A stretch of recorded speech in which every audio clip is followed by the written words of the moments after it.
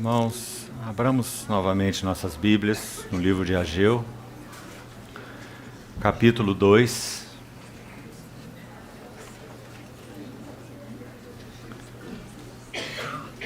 E vamos ler desde o verso 10.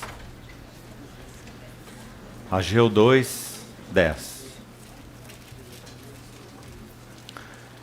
Ao 24º dia do mês nono, no segundo ano de Dario, veio a palavra do Senhor por intermédio do profeta Ageu, dizendo: Assim diz o Senhor dos Exércitos: pergunta agora aos sacerdotes a respeito da lei.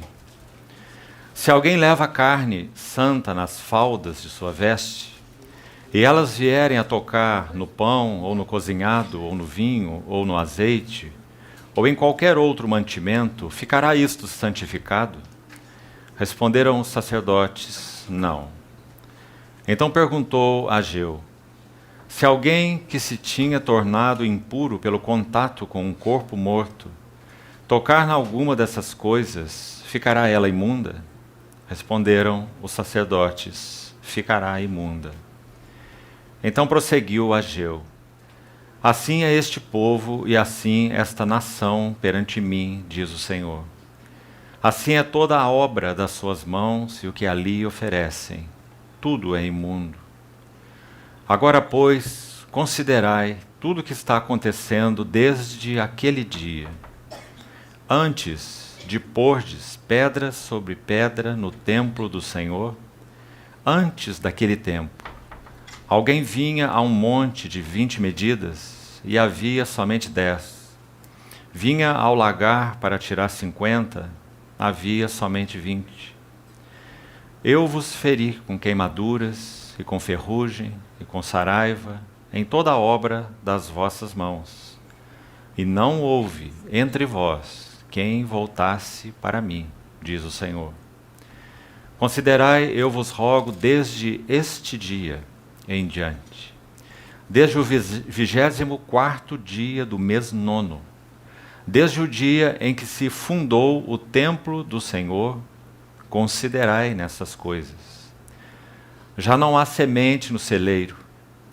Além disso, a videira, a figueira, a romeira e a oliveira não têm dado seus frutos, mas desde este dia vos abençoarei. Veio a palavra do Senhor segunda vez a Ageu aos 24 do mês, dizendo: fala a Zorobabel, governador de Judá: farei abalar o céu e a terra. Derrubarei o trono dos reinos e destruirei a força dos reinos das nações. Destruirei o carro e os que andam nele. Os cavalos e seus cavaleiros cairão, um pela espada do outro. Naquele dia, diz o Senhor dos Exércitos, tomar-te-ei, ó Zorobabel, filho de Sealtiel, servo meu, diz o Senhor, e te farei como um anel de selar, porque te escolhi, diz o Senhor dos Exércitos. Vamos orar. Senhor, mais uma vez, confiamos nossas vidas e esse tempo de comunhão na Tua Palavra às Tuas mãos. Usa de misericórdia para conosco, segundo Tua aliança. Fala-nos pessoalmente e coletivamente. Traz luz da Tua parte sobre a Tua Palavra. Queremos ver algo mais dos interesses do Senhor. E desejamos que nossos corações sejam ajustados. Assim te pedimos, confiados em Ti, em Teu precioso nome. Amém. Irmãos, nós temos visto que esse livro de Ageu se compõe de 5 mensagens.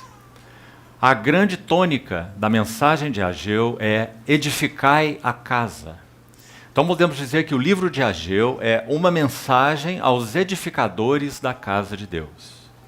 Literalmente, no sentido do Velho Testamento, e, claro, espiritualmente no que concerne à Igreja de Deus dos nossos dias, já que de Deus nós somos cooperadores.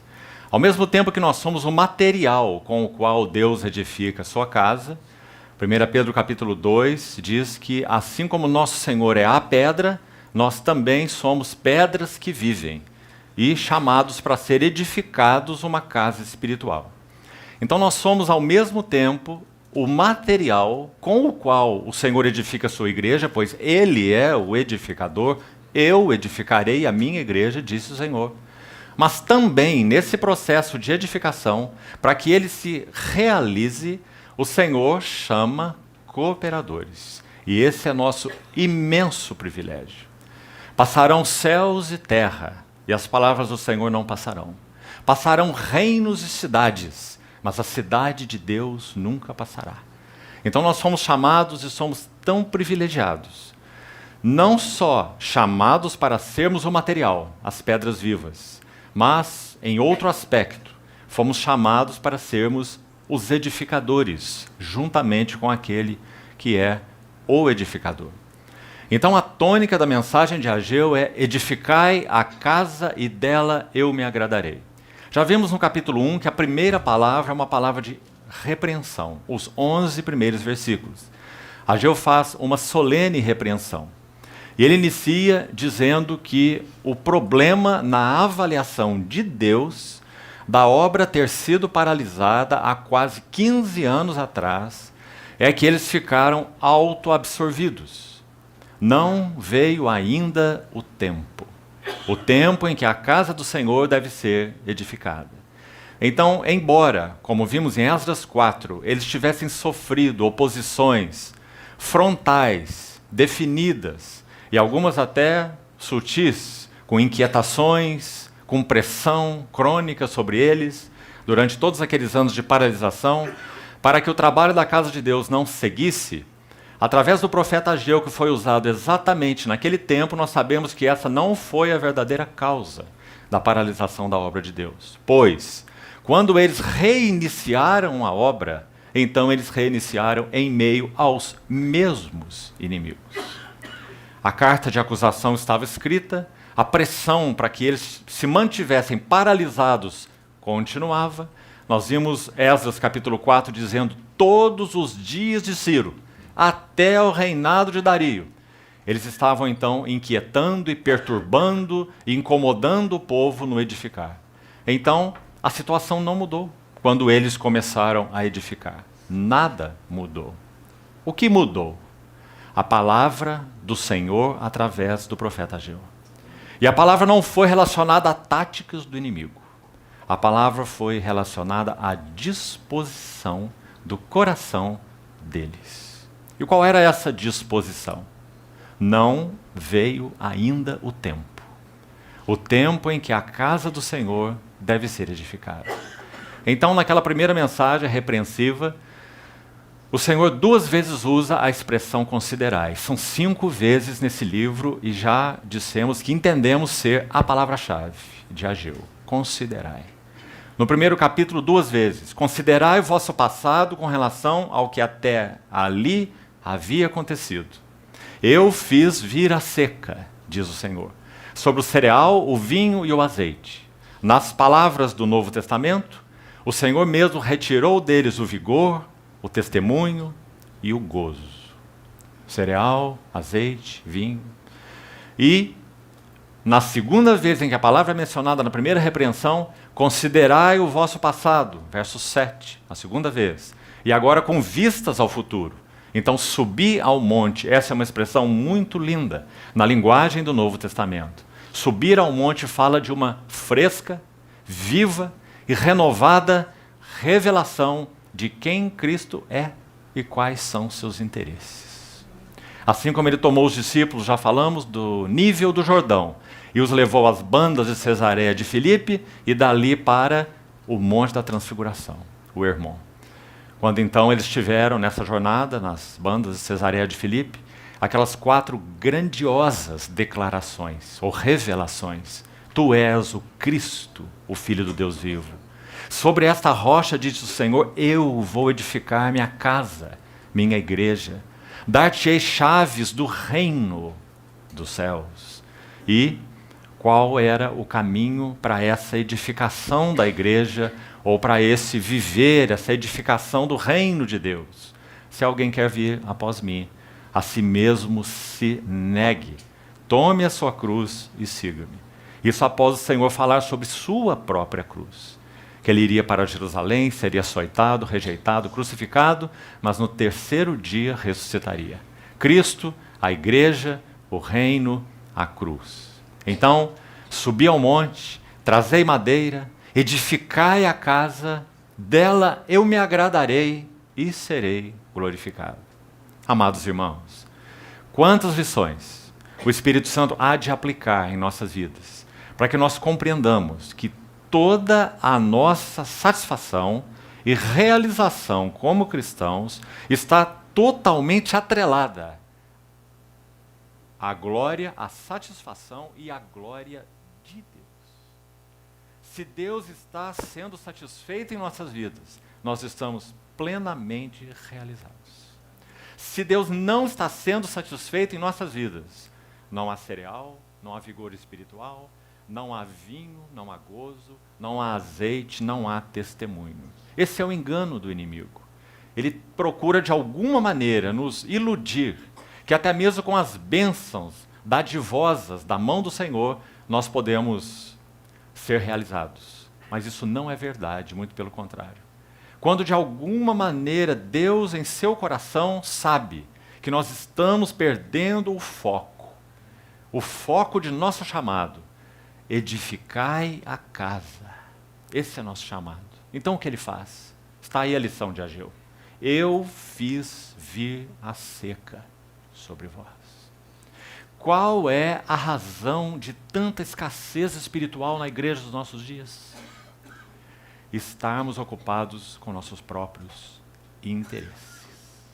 Irmãos, essa é a grande lição da primeira mensagem de Ageu, 11 primeiros versículos repreensivos. Permitam repetir. A causa de toda a escassez espiritual da igreja é estarmos absorvidos com os nossos próprios interesses. Então assim termina a primeira mensagem. Depois nós já vimos a segunda mensagem, versos 12 a 15. Maravilhoso. Porque 15 anos de paralisia, e nosso Senhor em sua imensa longanimidade, fiel à sua aliança. Então ele levanta Ageu, seu profeta. E quando Ageu pronuncia essa palavra, nós vimos que há 23 dias de consideração, pois o Senhor havia dito 2 vezes, considerai o vosso passado. Então, finalmente, atenderam a voz do Senhor. Então o Senhor liberou sua palavra. Graças ao Senhor, Ele sempre está em busca de nós. Ele sempre quer nos alinhar, Ele sempre quer nos ajustar. Mas lembremos, irmãos amados, há um limite para isso. Infelizmente, há irmãos e irmãs que se extraviam de tal modo dos interesses do Senhor que se tornam quase irrecuperáveis. Hebreus capítulo 12 usa o exemplo de Esaú. E dizendo, não haja entre vós nenhum profano. Sabe o que é profanar? Considerar coisas que são sublimes ao Senhor, santas, caras ao coração dele, como sendo coisas comuns. Isso é profanar. Não haja entre vós um impuro ou profano, como foi Esaú. O que Esaú profanou? O que Esaú tinha de tão santo? Direito de primogenitura. Mas ele considerou uma coisa comum.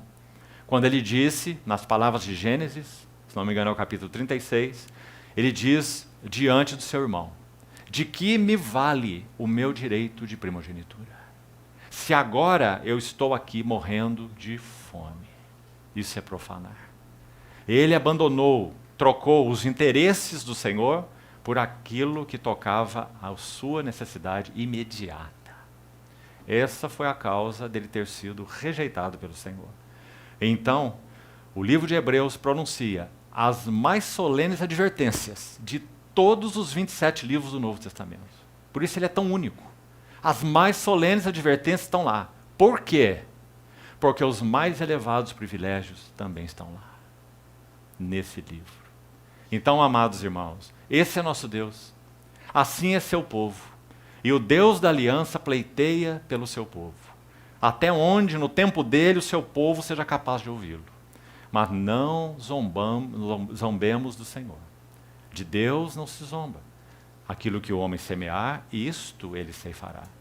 Então foram quase 15 anos de procrastinação. Não veio ainda o tempo. Mas pela graça, então, mais uma vez, e fidelidade do Senhor, a voz do Senhor foi dada. Atenderam a voz do Senhor. Observe essa sequência. A voz do Senhor, atenderam a voz do Senhor. Então o Senhor disse, eu sou convosco. Pense sobre isso. 15 anos de paralisação. Quando eles tiveram, após aqueles 23 dias, como vimos aí no relato, de consideração, e enfim, atenderam a voz do Senhor, nosso Senhor não esperou 15 anos, nem 15 semanas, nem 15 dias para atendê-los. Quando eles atenderam a voz do Senhor, eles ouviram do Senhor, eu sou convosco. Amados irmãos, o amor do coração de nosso Senhor é um amor tão sublime, apesar de que é um amor que sempre irá pleitear conosco. É um amor que não irá substituir nossas decisões, irá pelejar pelas nossas decisões, mas nós vamos continuar fazendo as nossas decisões. Então, atenderam a voz do Senhor, e o Senhor disse, eu sou convosco, trabalhai. Então nós vamos para a terceira palavra, que inicia o capítulo 2, vai dos versos de 1 a 9, que estudamos ontem. Interessante ver agora uma ordem aí invertida com relação ao que acabamos de dizer. Eles já estavam com mãos à obra, já estavam trabalhando. E então, essa palavra de 1 a 9 é dada para fortalecê-los agora no trabalho. Não estavam paralisados, já estavam trabalhando. Então o Senhor dá uma palavra de alento, a segunda palavra de alento. Capítulo 2, versos de 1 a 9. E o foco dessa palavra, já vimos, é a glória dele na casa dele. Glória de Deus na casa de Deus. Tudo isso já vimos ontem. No verso 4, ser forte, ser forte, ser forte. 3 vezes. Para Zorobabel, para Josué e para todo o povo. E então, no final, porque eu sou convosco, diz o Senhor. Ser forte, ser forte, ser forte. Verso 4, e trabalhai. Antes foi o contrário. Quando eles atenderam a voz do Senhor, o Senhor disse, eu sou convosco, desperta o espírito de Zorobabel, Josué, do resto do povo, já vimos lá nessa sessão, e então eles se põem a trabalhar. A frase que temos lá no verso 14 é, e se puseram ao trabalho na casa do Senhor. Está vendo? Final do verso 14, aí inicia. Mas agora, na terceira palavra, que começa no capítulo 2, e vai dos versos de 1 a 9, eles já estão trabalhando. Então o Senhor agora falou para quê? Falou para fortalecê-los nessa sublime obra. Nós não carecemos disso, amados irmãos? Cada dia que o nosso pé se retira da cama e vai para o chão, nós precisamos ouvir essas palavras. Primeiro, não temais. Segundo, ser forte. Terceiro, e trabalhai. Esforçando-me o mais possível, segundo a sua eficácia, que opera eficientemente em mim. Então, palavra de encorajamento. Ser forte, ser forte, ser forte, e trabalhai, porque eu sou convosco. Não está aqui de novo aquele equilíbrio fino que citamos já em noites anteriores? Quanto ao povo, qual era a sua responsabilidade?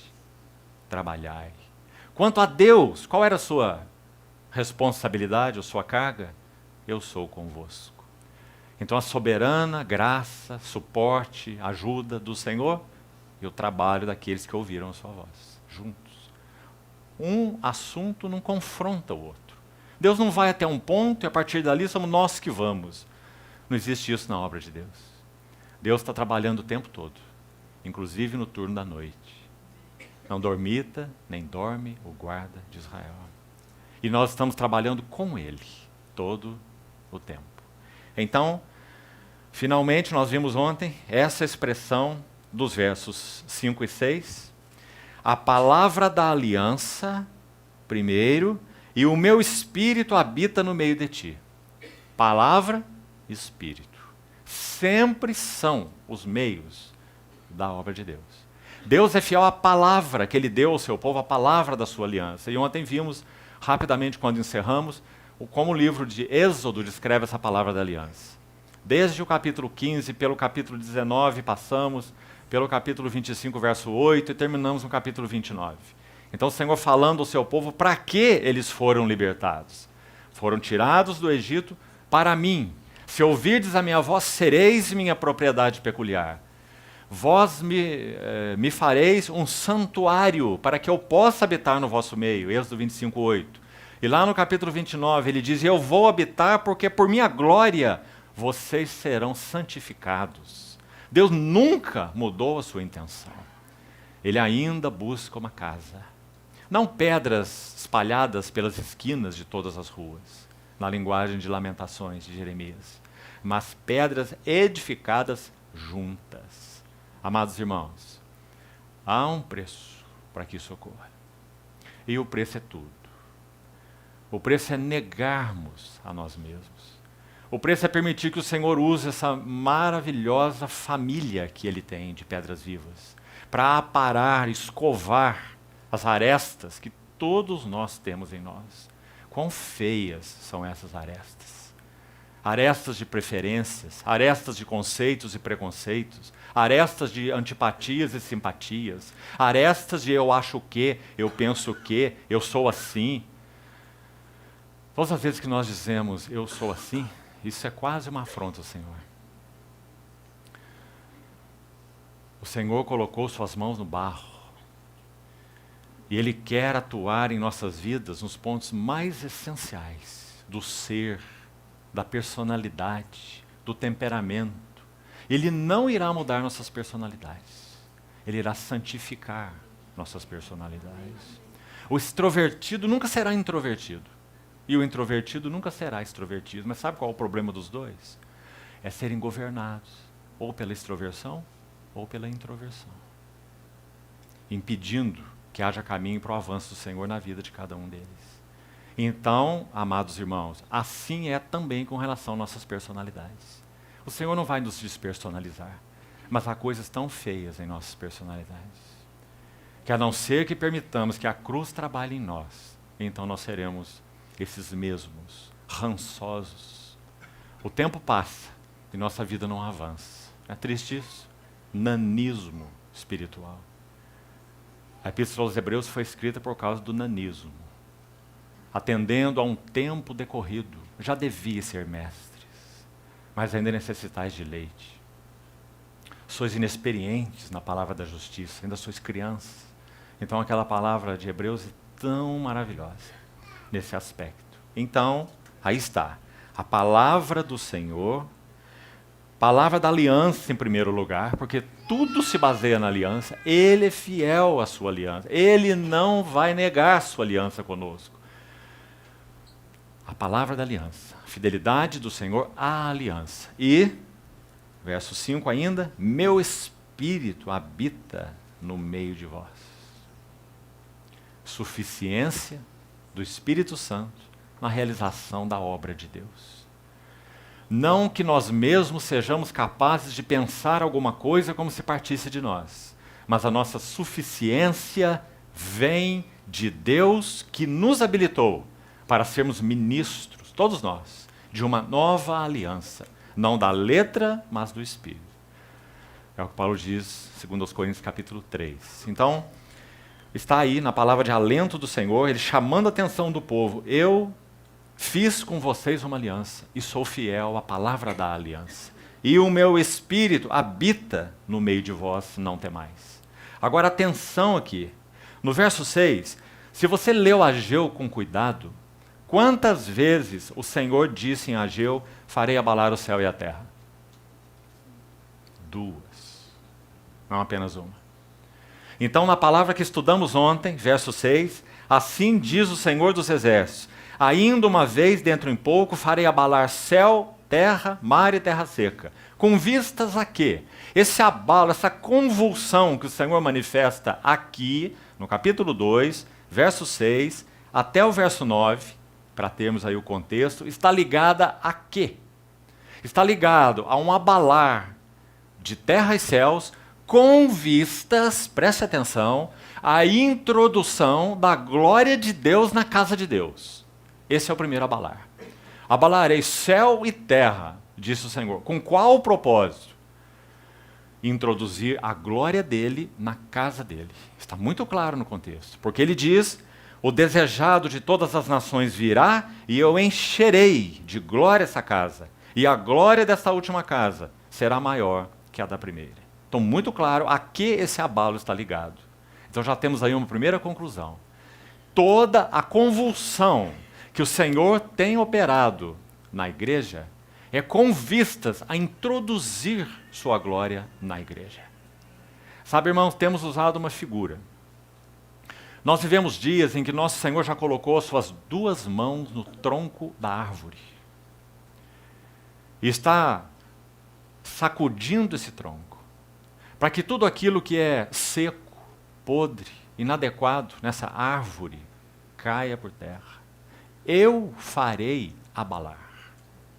Agora, se quisermos clareza, que é isso mesmo que o Senhor quis dizer, é para lá que nós vamos agora, abra sua Bíblia em Hebreus capítulo 12, onde esse texto é citado no Novo Testamento. E veja onde ele está. Ele está exatamente na Epístola aos Hebreus. Hebreus capítulo 12.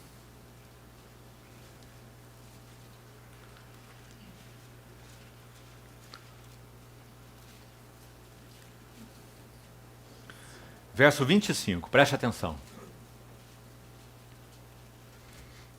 Veja a solenidade desse livro. Tende cuidado, não recuseis ao que fala. Pois se não escaparam aqueles que recusaram ouvir quem divinamente os advertia sobre a terra, muito menos nós, os que nos desviamos daquele que dos céus nos adverte. Aquele cuja voz abalou então a terra, agora, porém, ele promete dizendo, e aqui está a citação de Ageu. O autor de Hebreus busca a referência de Ageu e a coloca aqui e a interpreta. Ainda uma vez por todas farei abalar não só a terra, mas também o céu. Na citação de Ageu, o céu vem primeiro. O céu e a terra. Na aplicação do autor de Hebreus, ele diz, não somente a terra. Sabe por quê? Porque ele está fazendo um contraste, aí no contexto maior, se você estudar, com o Monte Sinai. E dizendo que no Monte Sinai a voz de Deus abalou a terra. Nenhum animal se chegaria ao monte. Moisés disse, sinto-me aterrado e trêmulo. E foi sozinho para aquela comunhão com Deus de 40 dias, e o povo aguardando. Aquela voz do Sinai abalou a terra, e Moisés desceu de lá com aquela expressão do caráter de Deus nos chamados 10 mandamentos. Mas o Senhor agora aplica, faz uma relação com um outro monte. Monte Sinai primeiro, Moisés, agora Monte Sião. Versículo 22. Nós temos chegado ao Monte Sião. Nós não temos nada a ver com o Monte Sinai. Temos chegado ao Monte Sião, a Jerusalém celestial, a incontáveis hostes de anjos, a igreja dos primogênitos arrolados no céu. Tudo isso fala do nosso chamado. E então, ele diz no verso 26, ainda uma vez por todas, primeira voz abala Monte Sinai, segunda voz abala Monte Sião. Ou seja, abala as realidades espirituais, as realidades celestiais. Amados irmãos, não é claro diante dos nossos olhos o que tem acontecido? O Senhor realmente tem abalado todas as realidades que se chamam celestiais, que usam seu nome, que professam seu nome de alguma maneira, que pregam seu nome, que se reúnem em seu nome. Eu farei abalar. Porque o Senhor faz assim. O texto explica. Para que aquilo que não é abalável, ou seja, que tem realidade espiritual, que tem consistência, permaneça. E é isso que ele está fazendo nos nossos dias. Irmãos, em nossas vidas individuais, o Senhor está fazendo isso. Ele está sacudindo a árvore em nossas vidas pessoais. Porque Ele é um Deus mau? Porque Ele é um Deus duro? Inflexível? Não. Porque Ele nos ama. E Ele quer derrubar tudo que é abalável em nossas vidas. Sabe qual é o seu motivo? Nós vamos ler agora há pouco qual é o seu motivo de fazer isso. Vamos terminar aqui. farei abalar não só a terra, mas também o céu. Ora, vamos ver o próprio Espírito Santo interpretando a palavra de Ageu, verso 27. Ora, esta palavra, ainda uma vez por todas, significa a remoção dessas coisas abaladas, como tinham sido feitas, para que as coisas que não são abaladas permaneçam. Graças ao Senhor. É isso que Ele está fazendo em mim e em sua vida pessoal. É isso que Ele está fazendo em nossa vida familiar. É isso que Ele está fazendo na vida da igreja. Por isso, a conclusão. Recebendo nós um reino inabalável. Ora, irmãos, nas palavras de Ageu, quem somos nós? Nós somos aqueles que já foram chamados e separados por Deus como pedras que vivem. E chamados para ser edificados juntos uma casa espiritual. Amados irmãos, não há outro lugar para nós. Se nós tentarmos de alguma maneira nos acomodarmos a princípios e padrões do mundo, nós estamos aniquilados. Porque o Senhor nos fez sal, o Senhor nos fez luz. Como já usamos essa figura tantas vezes, antes no mundo, nós éramos a chave e o mundo a fechadura. Todos os lugares que nós entrávamos, as portas se abriam. Íamos para lá, íamos para cá, e vivíamos segundo nossa maneira. Quando o Senhor nos chamou, Ele cerrou, esmerilhou os dentes da chave. Às vezes nós até tentamos voltar para a fechadura, mas quando colocamos a chave ali, nenhum movimento mais. Nós que realmente recebemos o Senhor Jesus, a não ser que a nossa conversão tenha sido psicológica e não espiritual, mas se nós tivemos uma conversão espiritual e o Espírito Santo habita nos nossos corações, ponto final. Não há mais lugar para nós no mundo. Eles não são do mundo, como também eu não sou. São tremendas as palavras do Senhor. Então, por causa do Senhor saber que só há um caminho para frente, não há um caminho para trás, então Ele ora ao seu Pai, santifica-os na verdade. A tua palavra é a verdade. Então, para que nós vivemos? Nós vivemos para a introdução da glória do Rei. Encherei de glória esta casa, e para mim os povos virão. Mas para que isso aconteça, o que o Senhor está fazendo conosco? Ainda uma vez por todas, eu farei abalar, não só a terra, mas também os céus. Por isso, recebendo nós um reino inabalável, viu? Então o que é abalado não é o reino, o que é abalado é o que é abalável. Nós recebemos um reino inabalável, mas há muitas coisas em nós que são abaláveis. Então o Senhor as está abalando, para que permaneça o que deve permanecer, porque é espiritual, tem consistência, é de Deus. Retenhamos a graça, seguindo aí o verso 28, pela qual sirvamos a Deus. Como podemos cooperar na edificação da casa de Deus? Ah, quem somos nós, irmãos? Mas todos nós temos recebido da sua plenitude graça sobre graça. Então Deus nos fez, sim, cooperadores na edificação de sua casa. Esse é o nosso maior privilégio. Um missionário que viveu no século passado e partiu para o Senhor ainda jovem, cooperando com a obra do Senhor entre índios. Ele disse assim, numa oração já perto do final de sua vida, ele disse, ó meu Deus, em ti não há engano. Eu nunca terei de me arrepender por ter te amado tanto. Ah, queridos irmãos, nós teremos e temos muitas coisas para nos arrepender em nossas vidas, menos essa. Nunca iremos nos arrepender de termos amado o Senhor com todo o nosso coração. Retenhamos a graça pela qual sirvamos a Deus, como já chamamos a atenção outro dia, de modo agradável, ou de modo a agradá-lo, porque o agrado do Senhor é a nossa força. Então a motivação subjacente ao livro de Hebreus é agradar a Deus. Há muitos versículos, nós já citamos outro dia. Sirvamos a Deus de modo agradável, com reverência e santo temor, porque o nosso Deus é fogo consumidor. Então, assim o autor de Hebreus aplica a palavra de Ageu. Voltando então ao livro de Ageu, e agora nós entramos, com a ajuda do Senhor, nessa última sessão, e nós vamos considerar a quarta e a quinta mensagem juntas, para concluirmos.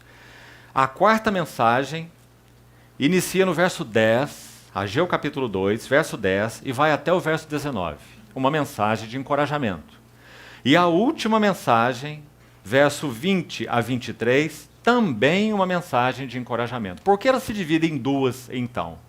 Elas foram ditas no mesmo dia, você vai ver aí, 24º dia do 9º mês. Nesse dia, Ageu deu duas palavras de encorajamento. Mas, olhe com atenção, verso 11 diz que a primeira palavra foi dada aos sacerdotes.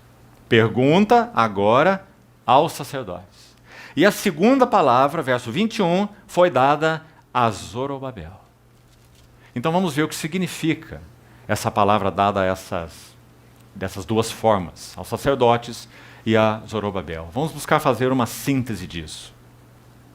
Primeiro, até o versículo 13, já lemos, os sacerdotes que, nos tempos do Velho Testamento, amados irmãos, eram os mestres.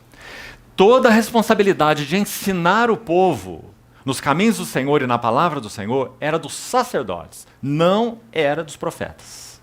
Ensinar, não. Os profetas, podemos dizer que a sua carga principal de todos eles, sabe qual era? Sempre chamar o povo de volta aos caminhos do Senhor. A carga do profeta era arrependei-vos, chamando de volta aos caminhos do Senhor. A carga dos sacerdotes é ensinar os caminhos do Senhor. Ou seja, os sacerdotes eram os mestres da velha aliança. Então agora o Senhor está tratando com os mestres. Então que abramos nossos ouvidos. Tiago 3 diz, não desejeis muitos de vós ser mestres, porque havereis de receber um maior juízo. Claro, a quem muito lhe foi dado, muito lhe será exigido. Então aqui está uma palavra aos sacerdotes. Eles deviam saber do que o Senhor estava falando. Muito simples. O Senhor disse assim, se você ofereceu um sacrifício santo ao Senhor, e você carrega de alguma maneira parte dessa carne santa nas suas vestes. Você tocou nela, você estava fazendo o serviço, e alguma coisa de carne santa ficou retido na sua veste. Se essa carne santa da tua veste tocar no pão, tocar no azeite, tocar no vinho, seja no que for, vai santificar esses elementos? Não. E então o Senhor faz a pergunta contrária. Se alguém tocar um corpo morto, que era proibido pela lei, e então tocar os sacrifícios que foram oferecidos ao Senhor, vão tornar os sacrifícios imundos? Vão. Qual é a lição? Muito clara. A lição é o pecado e não a santidade que são contagiosos. Essa é a lição. Esse é o princípio. Santidade não é contagiosa. Pecado é contagioso. E então o Senhor vai fazer a aplicação no verso 14. Uma tremenda aplicação. Vamos ver verso 14. Então prosseguiu Ageu. Depois que eles responderam, né? Se alguém leva carne santa nas faltas de sua veste, ela toca no pão, no azeite, no vinho, fica isso santo? Eles dizem não, verso 12. E aí o contrário. E se alguém que se tornou impuro por contato com o corpo toca em alguma coisa santa, fica ela imunda? Sim, ficará imunda. Então a conclusão, verso 14. Então prosseguiu Ageu. Assim é este povo, e esta nação perante mim, diz o Senhor. E assim é toda a obra das suas mãos. Tudo é imundo. Vamos parar aqui um pouco. O que o Senhor está falando através de Ageu? Que por causa do povo ter perdido a sua ligação, a sua carga pelos interesses do Senhor, ou seja, no coração, eles se desviaram dos interesses do Senhor. 15 anos ocupados com seus próprios interesses. Não é? Muito evidente a mensagem do livro. Então, se os seus corações se desviaram do Senhor, toda a obra das suas mãos era imunda. muito claramente o que Ageu disse no verso 14. Assim é este povo e assim é esta nação. Tudo é imundo. Mas temos mais uma lição importante aí. Os sacrifícios, ou o aspecto do serviço, vamos chamar de um aspecto religioso, ele não parou. Eles continuaram oferecendo sacrifícios. O serviço chamado para Deus continuou. Mas, na avaliação do Senhor, tudo é imundo. Porque eles ofereciam um serviço que não partia de uma ocupação com os interesses do Senhor. Porque se partisse, eles não apenas ofereceriam sacrifícios, eles ofereceriam sacrifícios e poriam suas mãos à obra na casa do Senhor. Então, muito claro o princípio envolvido aqui. O mesmo princípio de Caim, lá em Gênesis. Porque o Senhor não recebeu a oferta da mão de Caim? Porque ele não aceitou Caim e a sua oferta. Essa é a ordem no livro de Gênesis. O Senhor não estava, em primeiro lugar, desagradado com o fato de Caim ter suado, lavrado a terra e oferecido algo da terra ao Senhor. Não, não se engane. Não é aí que está o problema. O Senhor estava descontente com o coração de Caim. Porque, de alguma forma, Caim concebeu o quê? Que algo que ele pudesse fazer, produzir, realizar, seria, então, do agrado e da satisfação de Deus, baseado no seu suor. E Abel? Porque o Senhor se agradou de Abel e então se agradou da sua oferta. O que Abel entendeu? Em outras palavras, Abel entendeu: meus pais foram expulsos do jardim da comunhão. Não haverá maneira de retornarmos para lá nunca, a não ser que Deus faça uma provisão. Então o que ele faz? Ele oferece a gordura do rebanho. Na tipologia, Abel está dizendo: somente uma vida sem pecado, inocente, agrada a Deus. Então o que eu posso oferecer a Deus? Nada. Porque só uma vida sem pecado agrada a Deus. Então ele oferece o animal. Esse é o princípio de Abel. É o princípio do culto verdadeiro. E o outro é o princípio de Caim. É o princípio da religião.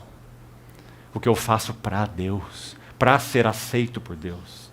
Então, irmãos, aqui está o princípio de novo aplicado a esse povo. Assim, o Senhor não disse, assim são as obras das suas mãos. Não. Ele diz, verso 14, assim é este povo. Viu onde ele começou? E assim é esta nação perante mim. Agora sim. Assim é toda a obra das suas mãos. A obra vem depois. O coração vem primeiro. Então perderam a ligação, a carga, pelos interesses do Senhor. Ocuparam seus corações com seus próprios interesses. A casa do Senhor foi colocada em um lugar acessório das suas vidas, mas os sacrifícios continuaram sendo oferecidos. Não é isso impressionante, irmãos? Claro que isso fala de uma maneira tremenda aos nossos corações. Por que nos reunimos? Qual é a nossa ocupação com aquilo que toca o Senhor? Qual é nosso foco? Qual é a nossa motivação? Nosso coração está atrelado aos interesses do Senhor realmente? Porque o Senhor não se impressiona com o nosso culto. Nunca. Nem com nossos cânticos. Nem com nossas reuniões. Porque o Senhor sonda a mente e o coração. E nós fomos chamados com um propósito: edificai a casa, e dela eu me agradarei. Então, esse é o primeiro ponto. Versículo 15, vamos voltar ao livro. Agora, pois, aí está a terceira vez que é citada a palavra-chave: considerai. O Senhor quer realmente que esse povo pare e considere e pese. Considerai tudo o que está acontecendo desde aquele dia, antes de pôrdes pedra sobre pedra no templo do Senhor. Antes daquele tempo, alguém vinha a um monte de 20 medidas e havia somente 10, vinha ao lagar para tirar 50 e havia somente 20. E por que isso? Eu vos feri. Com queimaduras, claro que essa queimadura se refere aí à plantação deles, né? Com ferrugem também, a praga, com saraiva, chuvas violentas, chuvas de pedra, e em toda a obra das vossas mãos. Para quê? Porque Deus é cruel? E não houve entre vós quem voltasse para mim. Que precioso, irmãos. A mão disciplinar de Deus. Porque eu repreendo e disciplino a quantos amo. O Senhor açoita todos que Ele recebe por filhos. E essa é a segurança que eles têm, que são filhos, não são bastardos. Graças ao Senhor. Então, não houve quem se voltasse para mim, diz o Senhor. Embora eles tenham continuado com as suas obrigações legais, suas obrigações religiosas, o Senhor diz, tudo é imundo. Agora, irmãos, pensemos num contraste. Você se lembra do Salmo 40? Salmo de Davi? Figura de Cristo. E que apontam tão diretamente para Cristo, as palavras que vamos citar, fazendo contraste com o coração desse povo aqui nessa hora, que o autor, de novo, de Hebreus, usa esse texto do Salmo 40, de 6 a 8. Lá, Davi está dizendo assim: sacrifícios e ofertas não quisestes. Abriste os meus ouvidos, ou furaste minhas orelhas. E nem sacrifícios e oblações pelo pecado, isto não requeres. Davi entendeu. Então o que ele diz? Como ele responde ao Senhor? Eis aqui estou. Agrada-me, ó Deus, fazer tua vontade. O povo estava oferecendo sacrifícios, mas o que agradava a Deus? Não era seu sacrifício. O que agradava a Deus? Edificai a casa, e dela eu me agradarei. Irmãos, nós nos reunimos com qual propósito? Nós temos relacionamento com os nossos irmãos com qual propósito? Que os serviços religiosos continuem? Edificai a casa, e dela eu me agradarei, e serei glorificado. Então, agrada-me, ó Deus, fazer tua vontade. Dentro do meu coração está a tua lei. Maravilhoso. Totalmente distinto do que estava acontecendo nos dias de Ageu. Tudo externamente no culto estava sendo realizado, mas o coração deles não estava posto nos interesses do Senhor. Essa palavra é citada em Hebreus 10, 5 a 7. E se aplica ao nosso Senhor. Sacrifício e oferta não quiseste, antes um corpo me preparaste. O autor de Hebreus interpreta essa citação de Davi, no Salmo 40, desta maneira, se aplicando diretamente a Cristo. Uma passagem messiânica, podemos dizer. E diz que isso foi verdade, particularmente com relação ao nosso Senhor. Foi nosso Senhor que disse: Pai, sacrifícios e ofertas não quiseste, antes um corpo me preparaste. Ou seja, o que o Senhor busca de nós? Sacrifícios e ofertas? Não. Veículos para a expressão da sua glória. Veículos para a edificação de sua casa. Veículos para o cumprimento de sua vontade e de seus interesses. Então, sacrifício e oferta não quisestes, um corpo me preparaste. Então eu disse aqui eu estou. Consagração, oferecimento voluntário. E no caso do Senhor, no rolo do livro está escrito a meu respeito. Para fazer, ó Deus, a tua vontade. Então, amados irmãos, esse é o ponto, o mesmo, porque Deus é um Deus de princípios. Então ele está exortando o seu povo baseado nesse mesmo princípio. Nos dias de Isaías também foi assim. Eu tenho náuseas das vossas solenidades, festas e luas novas, disse o Senhor ao povo através de Isaías. Então estavam lá as luas novas, as festas, as solenidades, tudo o ritual acontecendo. Mas o coração deles desviado do Senhor, dos interesses do Senhor. Então, verso 18. Considerai, eu vos rogo, desde aquele dia, ou desde este dia. Então, primeiro, no verso 15, considerai tudo o que está acontecendo desde aquele dia. Que dia? Quando foram colocados os fundamentos da obra da casa do Senhor e a obra foi paralisada. Porque eles se desligaram dos interesses do Senhor. O que aconteceu desde aquele dia? Nós já citamos verso 16. Alguém vinha a um monte de 20 medidas e havia só 10, vinha ao lugar para tirar 50 e tirou 20, e o Senhor com a sua mão disciplinar no verso 17, já vimos tudo isso. E agora ele pede um quarto considerai nesse livro. Ele diz, considerai, eu vos rogo, desde este dia. Então, primeiro, aquele dia, quando foram postos os fundamentos, e eles se desligaram dos interesses do Senhor. Agora, quando eles retomaram o trabalho na casa do Senhor. Então, considerai desde este dia em diante, desde o 24º dia do mês 9, desde o dia em que se fundou o templo do Senhor, considerai nessas coisas. E aí está o quinto considerai nesse livro. Quinta vez. Considerai nessas coisas. Já não há semente no celeiro. Aqui tem uma lição preciosa. Além disso, a videira, a figueira, a romeira, a oliveira não tem dado seus frutos, mas desde este dia eu vos abençoarei. Então preste atenção em duas coisas pelo menos aqui. A primeira, há quantas semanas Ageu estava falando com eles da parte do Senhor? 15. Aqui está terminando a profecia de Ageu. Então, não perca essa lição aí. 15 dias, Ageu falando com eles. Tiveram aquele primeiro período de 23 dias depois da primeira palavra, 23 dias de consideração e puseram as mãos à obra na casa do Senhor. Já vimos. Então aí mais algo em torno de quase 3 meses se passaram depois disso. E, externamente falando, escute por favor, nada mudou. Por quê?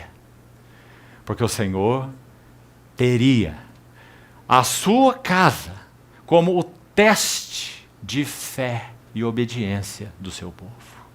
Quando eles puseram as mãos à obra, a lavoura não começou a produzir com a bênção de Deus. Tudo permaneceu como estava. Esse era o teste de fé. Amados irmãos, o nosso coração está comprometido com o Senhor pela fé. 2 Coríntios 5 diz, nós não andamos por vistas, mas por fé. O que gera encargo nos nossos corações? Ou quando virá o nosso encargo? Ou como nós seguiremos com o nosso encargo? Na medida em que nós vermos as bênçãos visíveis de Deus? Na medida que o lagar, que antes deveria produzir 50, e há muito tempo está produzindo só 20. Então nós colocamos mãos à obra e de olho no lagar, para que o lagar volte a produzir 50. Esses somos nós. Então o Senhor produziu um teste de fé e obediência no seu povo. Eles puseram mãos à obra e nada mudou. Até o 24º dia do 9º mês.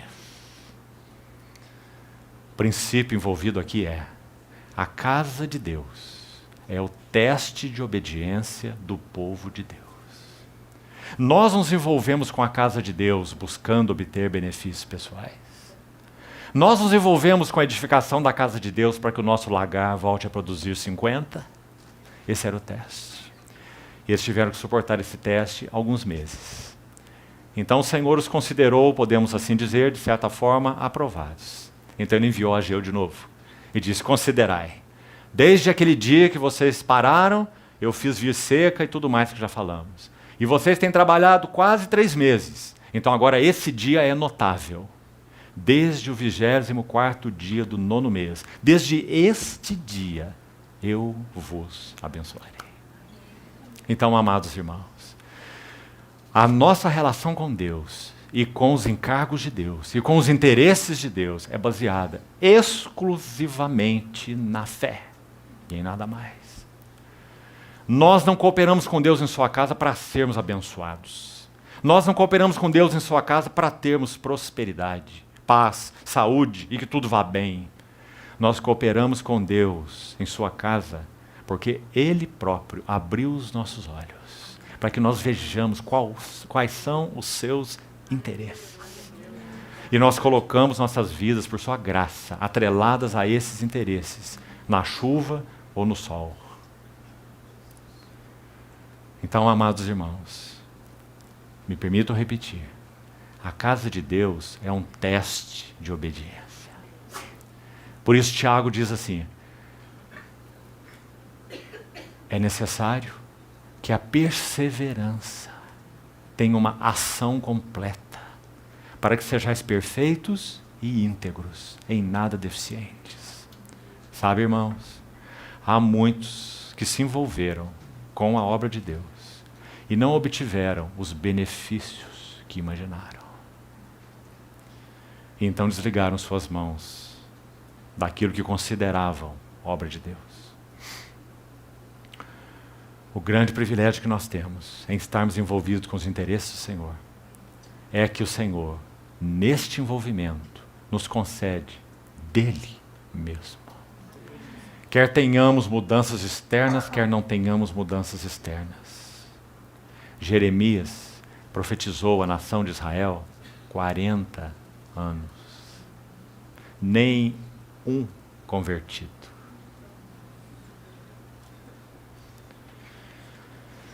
Considerai nessas coisas. Assim termina essa terceira palavra. Talvez aqui seja útil para nós. Deixe seu livro de Ageu marcado, por favor. Abra a Epístola de Paulo aos Tessalonicenses. Queria que nós lêssemos esse texto.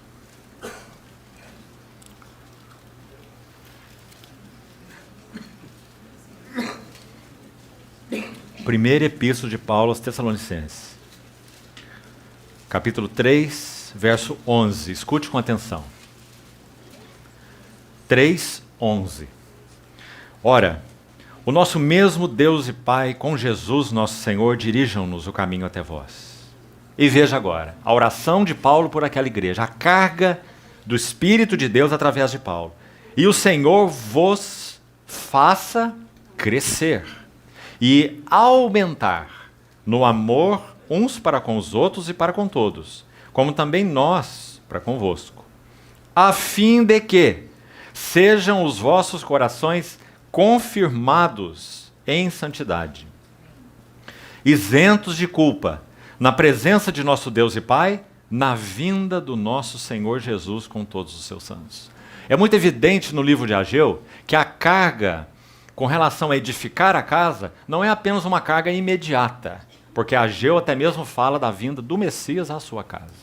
Então, queridos irmãos, Paulo está dizendo no texto que acabamos de ler, que se nós não estivermos crescendo em santidade, nós seremos contaminados pelo ambiente impuro ao redor de nós.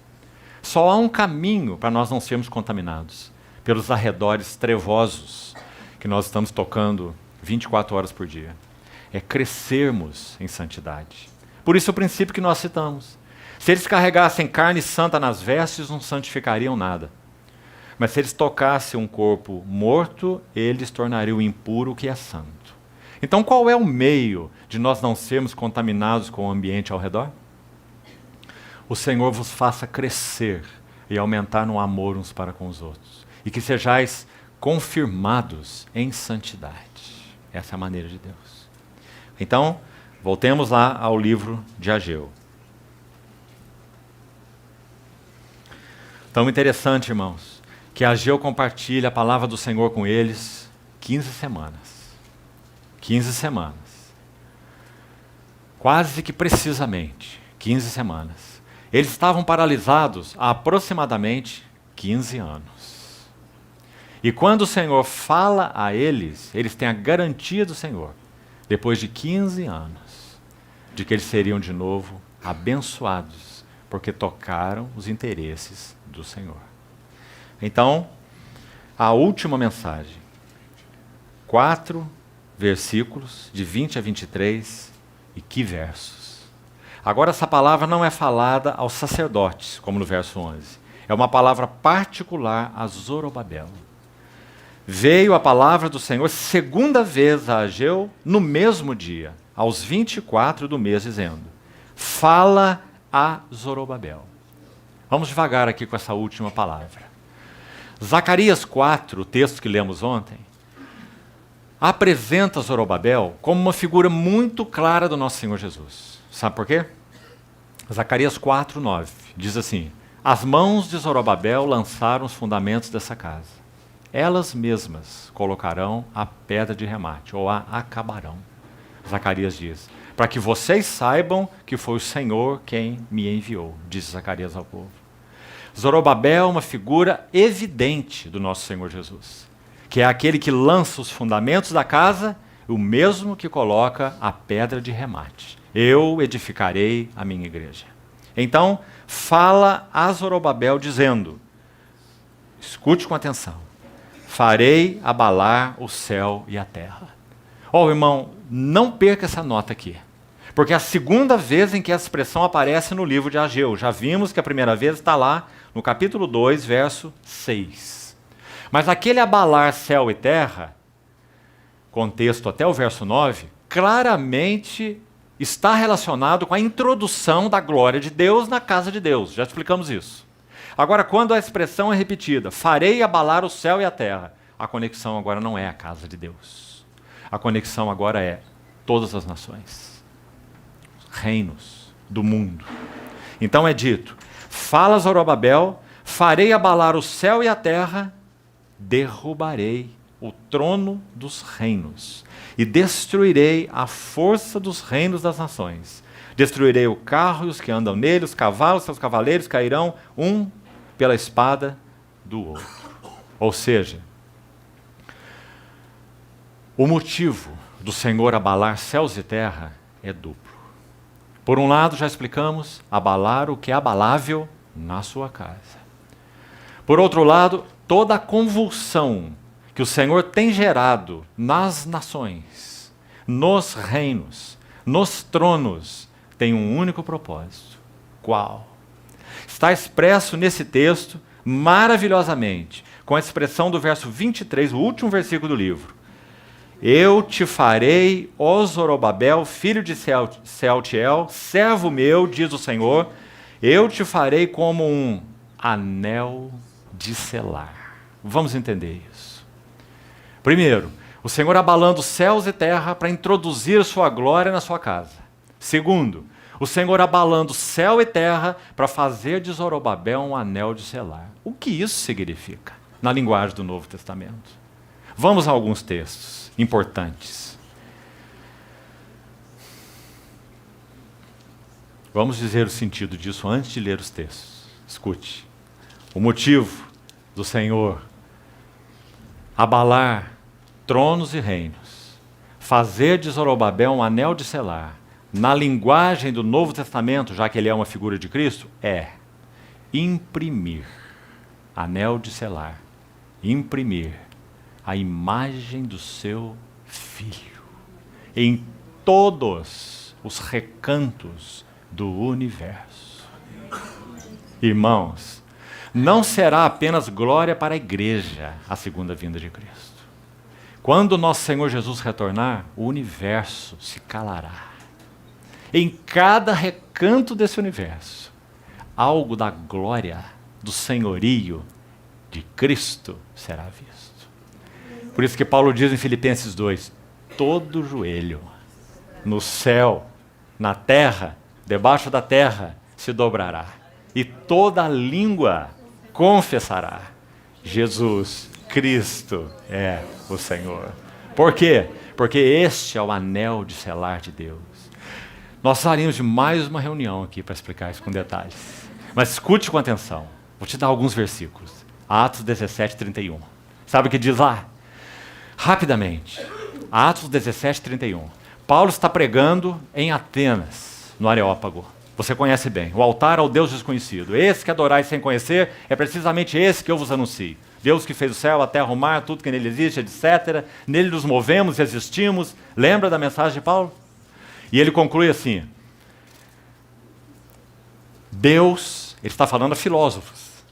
E ele diz, Deus não levou em conta o tempo de vossa ignorância. Mas ele notifica. Notifica, não é sugere. Deus não sugere nada, Deus notifica. Ele notifica a todos os homens, em toda parte, que se arrependam. Porque ele designou um dia em que ele há de julgar vivos e mortos. Em um varão. Tradução Revista Atualizada diz, por meio de um varão. A preposição grega é en, E-N, en. Ele há de julgar o mundo em justiça, em um varão. 2 em, no texto original. O Senhor Deus vai julgar o mundo em justiça, exatamente porque Ele vai julgar o mundo em um varão. Que varão é esse? É o varão aprovado por Deus. Ele vai julgar o mundo em justiça em um varão que Ele destinou e acreditou diante de todos, ressuscitando dentre os mortos. Não é isso que você tem nesse versículo? Os hospitais recebem um certificado que se chama certificado de acreditação hospitalar, dizendo que os serviços prestados ali são excelentes. Há vários órgãos de acreditação. Um dos mais famosos se chama Joint Commission. Os hospitais que têm esse certificado são classe A, AAA. Não é? Como que Deus testificou que esse homem é o homem acreditado por Ele? Esse homem tem atestado de acreditação. Qual é seu atestado? Ressuscitou dentre os mortos. Então ele vai julgar o mundo em justiça e em um varão que ele destinou e acreditou diante de todos, ressuscitando. O que isso significa? Significa que nada, em nenhum recanto desse universo, na segunda vinda de nosso Senhor, deixará de sofrer a marca do anel de selar, porque ele é o varão aprovado por Deus. Agora, o que significa isso para nós, igreja? Uma vez por todas farei abalar não só a terra, mas também o céu. Por que o Senhor está abalando a igreja? Para que a imagem impressa de Cristo seja visto em nossas vidas. Porque tudo aquilo que não é Cristo não permanece. Tudo aquilo que não é Cristo não permanece. Por isso nós fomos chamados para sermos conformados à imagem do seu Filho, o anel de selar de Deus, para que ele seja o primogênito entre muitos irmãos. Amados irmãos, é com este anel de selar que Deus tem golpeado as nossas vidas fielmente. Ele não o faz de maneira leviana. Ele nos golpeia com um molde definido. Ele nos golpeia com um propósito definido. Ele nos golpeia com um anel definido.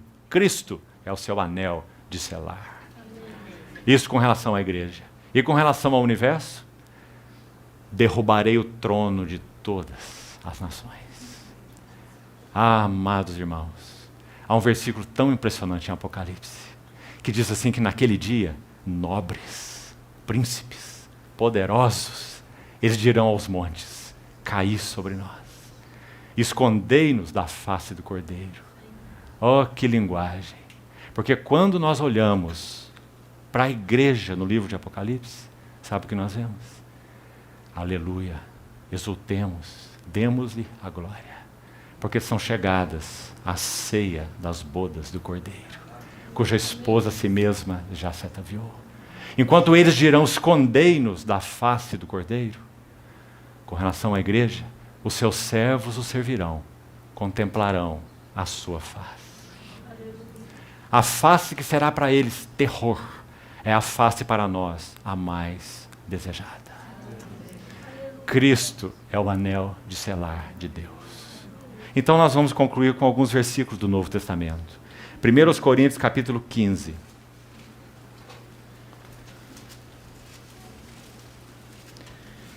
Primeiros Coríntios, capítulo 15. Vamos ler desde o verso 24.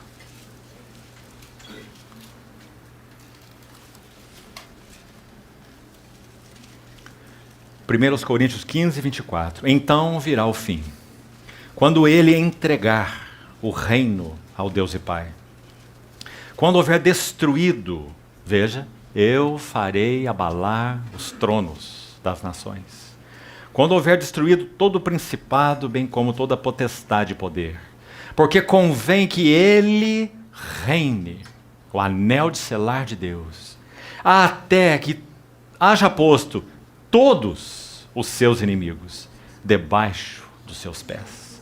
O último inimigo a ser destruído é a morte. Agora, versos 27 a 28, é esse exercício que vamos fazer para finalizar. Nós vamos ler 4 ou 5 textos rapidamente e você vai ficar impressionado com a quantidade de vezes que essa expressão recorrente aparece. Todas as coisas. Ou seja, nada escapará. Então vamos ver, 27. Porque todas as coisas sujeitou debaixo dos seus pés. E quando ele diz que todas as coisas lhe estão sujeitas, certamente exclui aquele que tudo lhe subordinou.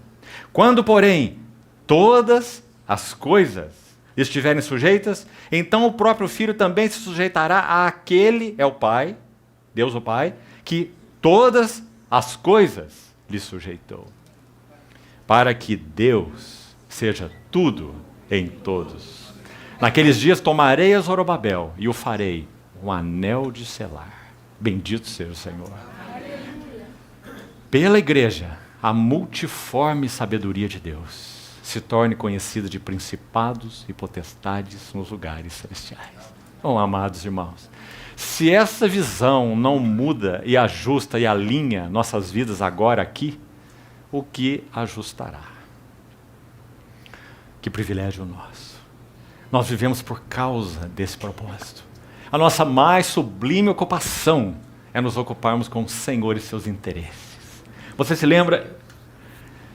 Hebreus capítulo 11, versos 13 a 16. Ele faz um pequeno resumo da vida de fé, daqueles que viram algo dos interesses de Deus e se entregaram a Ele. Sabe o que ele diz lá?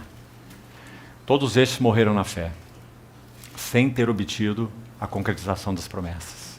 Vendo, revelação. E aí está Abraão, Isaac, Moisés, José. Até ali ele tinha citado desde Abel, Enoque, Noé, Abraão, Sara. Então ele faz esse resumo.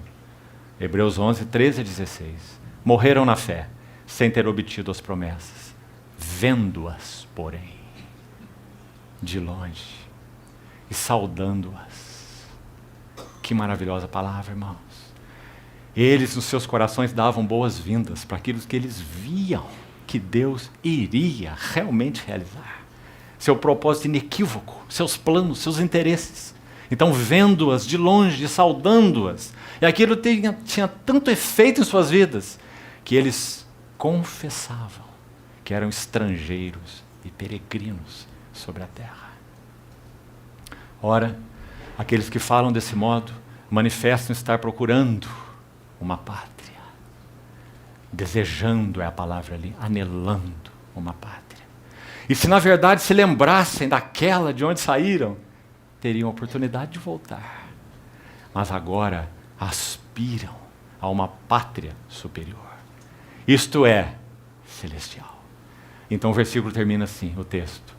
Por isso, Deus não se envergonha deles, de ser chamado o seu Deus, porquanto lhes preparou uma cidade. Sabe, amados irmãos, nós nunca poderíamos, é impossível, desfilhar o nosso filho. Ele tem comunhão conosco de natureza, nasceu de nós, é nosso filho. Isso é irreversível. Mas isso não significa que nós não podemos nos desagradar de nossos filhos. Então, o Senhor se desagradou de muitos dos seus. 1 Coríntios 10. Beberam da fonte espiritual, comeram do maná celestial, a pedra espiritual os seguia e essa pedra era Cristo. Entretanto, Deus não se agradou da maioria deles. 1 Coríntios 10, 5. Razão pelo que ficaram prostrados no deserto. E vai dizer porque ele não se agradou. Então temos aí o livro de Hebreus. Qual a motivação do livro de Hebreus? Agradar a Deus. Nós somos os filhos amados de Deus.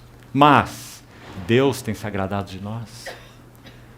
Deus tem se envergonhado de nós, de ser chamado nosso Deus.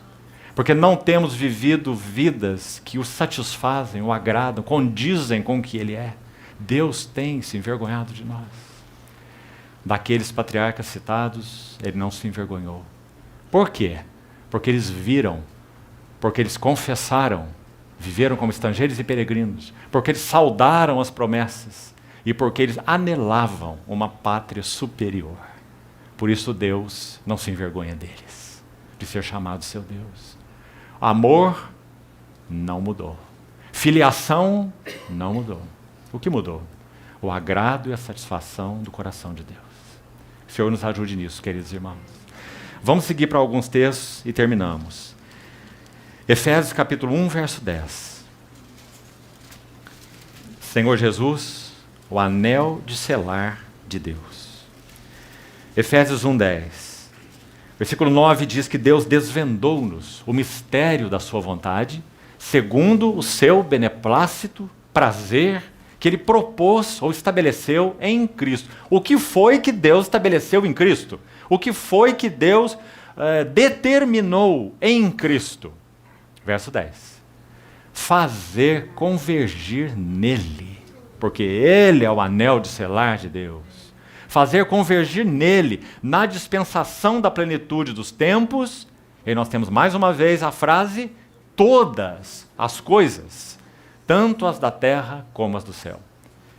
E como já explicamos entre nós várias vezes, a palavra convergir, na língua original, significa ajuntar o que estava espalhado, mas não só juntar, não só reunir o que estava desconexo e separado, mas reunir essas coisas desconexas, pô-las juntas e debaixo de uma única cabeça. Isso é convergir. Ele vai tornar a congregar e a colocar debaixo de uma só cabeça todas as coisas. Porque Cristo é o anel de selar de Deus. Sua imagem será impressa em cada canto desse universo, além da igreja. E então, Efésios mesmo, no capítulo 1, verso 22, pôs todas as coisas debaixo dos seus pés, e para ser o cabeça sobre todas as coisas, do verso 22, primeira expressão, cabeça sobre todas as coisas, de novo, no mesmo verso, Ele o deu à igreja. Que maravilha! Se Ele está, como vimos em Ageu, capítulo 2, verso 6 primeiro, se Ele está abalando todas as coisas para introduzir sua glória na sua casa, qual é o propósito dele abalar primeiro a igreja e introduzir sua glória primeiro na igreja? É porque através da igreja Ele irá introduzir sua glória em toda a criação. Por isso Paulo chama a igreja de primícias. E por isso Pedro diz que o juízo há de começar pela casa de Deus. E é isso que ele tem feito. O varão aprovado por Deus está em Apocalipse. O anel de selar está em Apocalipse capítulo 1. A visão de Cristo glorificado, João em Patmos. E descreve a glória do Senhor da cabeça aos pés. Isso é Apocalipse 1. E no Apocalipse 2 e 3 o que temos? 7 igrejas. Podemos ler aquele quadro lá assim. Apocalipse 1, o varão aprovado por Deus. O varão, medida de Deus. Aqui está o metro completo de Deus. Tudo que não confere com ele deve ser eliminado. Então aqui vem as igrejas, uma após outra. Éfeso é medida. Esmirna é medida. Pérgamo, Tiatira, Sardes, Filadélfia, Laodiceia. Cada uma das igrejas é medida, com uma medida justa. Porque ele é o varão, medida de Deus. Mas Ele está medindo hoje somente a igreja. Chegará o dia em que Ele medirá todas as nações. Que Cristo nós temos. Então, último texto, e concluímos. Colossenses capítulo 1, verso 16. Colossenses 1. Verso 15, primeiro. Ele é a imagem do Deus invisível. Queria chamar a atenção para essa palavra imagem. No grego, eikon. De onde vem nossa palavra ikone. Sabe o que significa esse termo? Eikon. A ideia é exatamente a do anel de selar. Para te explicar o que é eikon. Você tem um anel e tem aquele brasão, aquela imagem própria naquele anel. Quando você bate o anel, como naqueles tempos, de uma carta que vai ser selada, a cera líquida colocada na carta, então ela endurece e aquela pessoa bate seu anel na carta e a sela. A imagem na cera é idêntica àquela do anel. Então é dito que o Senhor Jesus, o Filho, ele é eikon, ele é a imagem do Deus invisível. Isso no que concerne aqui, ele é a imagem de Deus. Agora, o que nós estamos vendo no livro de Zacarias, de Ageu, exatamente esse que é a imagem de Deus, vai imprimir a sua imagem por todos os recantos do universo. Farei de Zorobabel Um meu servo, eu escolhi. Meu servo, eu escolhi. Eis aqui o meu servo, Isaías 42, o meu escolhido, em quem a minha alma se compraz. Lembra-se? Isaías 42. Então, o meu servo, o meu escolhido, é o meu anel de selar. Por isso derrubarei o trono dos reinos. Bendito seja o Senhor. Amados irmãos, como será que Deus vê o homem? Todas as vezes estamos ouvindo notícias na TV, e o presidente dos Estados Unidos é citado. Interessante, os repórteres têm o hábito de dizer assim: o homem mais poderoso do mundo. Não é assim? Que coisa é essa? Ageu 2:23. Eu derrubarei o trono dos poderosos, porque Cristo é meu anel de selar. Bendito seja o Senhor. Para nós essas coisas não significam nada. Para nós não há homem poderoso. Para nós só há o poderoso. Aquele que é o anel de selar. Aquele que já está batendo o seu anel em nossas vidas. Cada circunstância, ele bate o seu anel. Não interprete suas situações de outra maneira, irmão. Porque não é de outra maneira. Se você pertence ao Senhor, ele vai continuar batendo seu anel de selar. Usando seu casamento, seus filhos, as circunstâncias, seu patrão, seus empregados, seus irmãos, o mundo, as coisas. Ele só tem um objetivo. Nós é que nos perdemos em tantas coisas. Deus não se perde. Ele está batendo, batendo e batendo o seu anel. Porque nós estamos tão próximos do dia em que ele vai bater o seu anel no universo. Para que Deus seja tudo e em todos.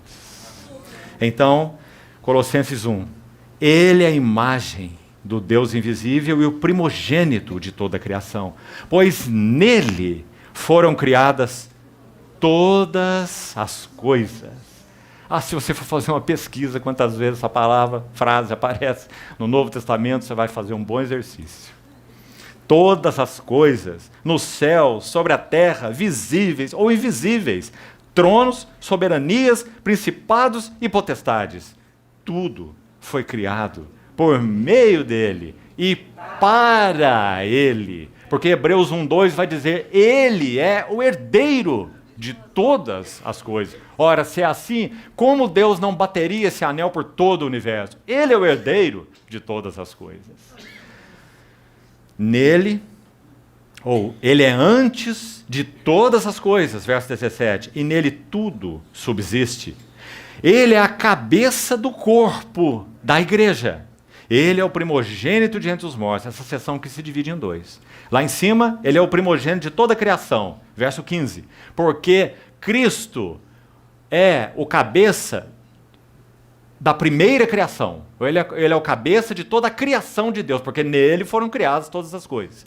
Mas no verso 18, ele é primogênito, não de toda a criação agora, mas de entre os mortos. Como primogênito de toda a criação, ele é cabeça de toda a criação. Como primogênito de entre os mortos, ele é cabeça da igreja. Porque a igreja é a nova criação de Deus. Está claro isso? Então nosso Senhor recebe esses dois títulos maravilhosos. Quanto à criação, ele é o primogênito de toda a criação. Quanto à igreja, ele é o primogênito de entre os mortos. Por isso ele é cabeça da criação e a cabeça da igreja. Porque para que em todas as coisas, verso 18, ele tenha a primazia, porque aprove a Deus. E olhe, temos aqui mais todas as coisas. Em todas as coisas, tenha a primazia. Porque aprove a Deus que nele residisse toda a plenitude. E que, vamos concluir com o verso 20, havendo feito a paz pelo sangue da sua cruz, por meio dele, o sangue da sua cruz, ele reconciliasse consigo mesmo todas as coisas. Irmão, há muita dificuldade, não seria diferente, em todos os comentaristas, de comentar esse versículo. Por quê? Porque todas as coisas significa todas essas coisas. por causa do valor da morte de Cristo, ele vai reconciliar com ele todas as coisas. Agora, reconciliar significa o quê? Todos serão colocados em uma relação de amizade com Deus? Esse é o primeiro problema nesse texto. Não é isso que quer dizer. O inferno nunca será colocado em amizade com Deus.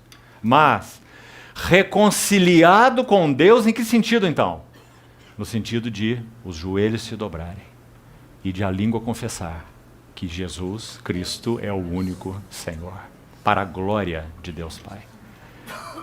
Todas as faces de todo o universo, de céu, de terra e de debaixo da terra, estarão olhando para um único objeto santo, o Filho. Reconciliar-se consigo mesmo, todas as coisas. Amados irmãos, esse é o nosso privilégio. Esse trabalho já começou em nós. O Senhor irá completá-lo conosco, não sem nós. Pela igreja, a multiforme sabedoria de Deus se tornará conhecida. Por isso, irmãos, tudo o que o inimigo tenta fazer é tirar os nossos olhos desse eterno propósito que Deus estabeleceu em Cristo Jesus, para que nós nos voltemos para muita coisa a mais, como já citamos algumas aqui. Obra de Deus, igreja, sei lá o que mais. E distraia-nos do foco, Cristo. Então, essa palavra profética de Ageu tocou a tipologia. A casa era literal.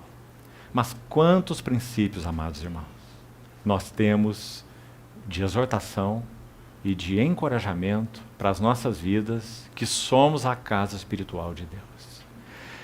Tudo que nós fazemos que toca a casa de Deus tem um objetivo, um único. Lembre-se, nunca se esqueça. O desejado de todas as nações virá, e encherei de glória essa casa. Por isso, quer comais, quer bebais, quer façais qualquer outra coisa, fazei tudo para a glória de Deus. Porque quando esse varão se manifestar, nada ficará de pé. Apenas aquilo que coincide com a glória de Deus. Eu enganei os irmãos que nós íamos terminar, mas não vamos ainda não. Abra sua Bíblia de novo. O Senhor me trouxe à memória um texto que nós não vamos embora sem lê-lo. Lucas, capítulo 21.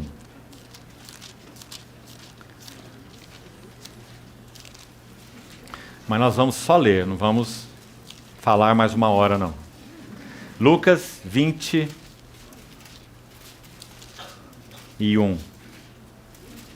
Lucas 21, versículo 25. Vamos ler e concluir. Lucas 21, 25. Preste atenção, olhe para a sua Bíblia. Haverá sinais no sol, na lua e nas estrelas. Ponto e vírgula. Então inicia aqui uma outra frase. Sobre a terra, angústia entre as nações. Essa palavra angústia literalmente significa não há saída para as nações. A angústia entre as nações, em perplexidade, por causa do bramido do mar e das ondas. Haverá homens que desmaiarão de terror, e pela expectativa das coisas que sobrevirão ao mundo. Então desmaiarão por dois motivos, de terror e pela expectativa das coisas que sobrevirão ao mundo. Pois os poderes do céu serão abalados. Uma vez por todas farei abalar, não somente a terra, mas também o céu. Então se verá o Filho do Homem vindo numa nuvem com poder e grande glória. Não é essa a mensagem de Ageu? E encherei de glória esta casa, e derrubarei o trono dos poderosos. É exatamente o que estamos vendo nas palavras de Lucas. Verso 28. Ora, ao começarem essas coisas a suceder, exultai e erguei as vossas cabeças, porque a vossa redenção se aproxima. Graças ao Senhor. Ainda lhes propôs uma parábola dizendo: vede a figueira e todas as árvores, quando começam a brotar, vendo, sabeis por vós mesmos que o verão está próximo. Assim também, quando virdes acontecer essas coisas, sabei que está próximo o reino de Deus.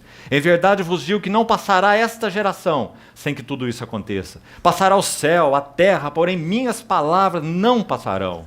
Acautelai-vos. E agora chegamos à exortação. Acautelai-vos por vós mesmos, para que nunca vos suceda que os vossos corações fiquem sobrecarregados. Não veio ainda o tempo em que a casa do Senhor deve ser edificada. Corações sobrecarregados, com interesses próprios. Não suceda que os vossos corações fiquem sobrecarregados com as consequências da orgia. Aí podemos pensar, isso não tem a ver comigo, eu não pratico orgia. Embriaguez, menos ainda. Nunca me embriago. Então o Espírito Santo vai dizer, e as preocupações deste mundo? Isso pega no tornozelo de todos nós. Para que aquele dia não venha sobre vós repentinamente, como um laço, pois há de sobrevir a todos os que vivem sobre a face de toda a terra. Então nós vemos essa maravilhosa exortação final aqui. Vigiai, pois, a todo o tempo orando. Ai, irmãos, que o Senhor nos introduza numa vida mais significativa de oração. Que nós levemos dentro dos nossos corações o quarto secreto da manhã. Quando aquela porta do quarto secreto se fechar, que esse outro quarto nos feche. Vigiai em todo tempo, orando. Comunhão com o nosso Senhor, ininterrupta. Vivendo diante da face do nosso Senhor. Para que possais escapar de todas essas coisas que têm de suceder. E, finalmente, veja aí, estar em pé na presença do Filho do Homem. O Senhor fala aos nossos corações. Vamos orar. Senhor, te agradecemos porque podemos de Ti mesmo, de Teu coração santo, Teu coração de amor, de encargo, ouvirmos as Tuas exortações para nós. Carecemos, Senhor, de sermos por Ti exortados, minuto a minuto. Por isso te suplicamos, não cesse de falar ao nosso coração. Guarda-nos, Senhor, de tudo que é embriaguez, de tudo que é orgia, de tudo que é preocupação deste mundo. Queremos realmente ser achados de pé na Tua vinda. Cabeças erguidas, porque nossa redenção se aproxima. Ó Senhor, em tudo que for necessário, toca nossas vidas e as conduza ao arrependimento. Ajuda-nos, Senhor. Dá-nos Teu suporte. Trata conosco, Senhor. Obrigado pelo Teu anel de selar. Imprime a imagem do Teu Filho em nós, para que também ela seja impressa em todo o Teu universo. Abre nossos olhos, Senhor, para os Teus interesses. Te suplicamos. Em nome do Senhor Jesus. Com gratidão. Amém, Senhor.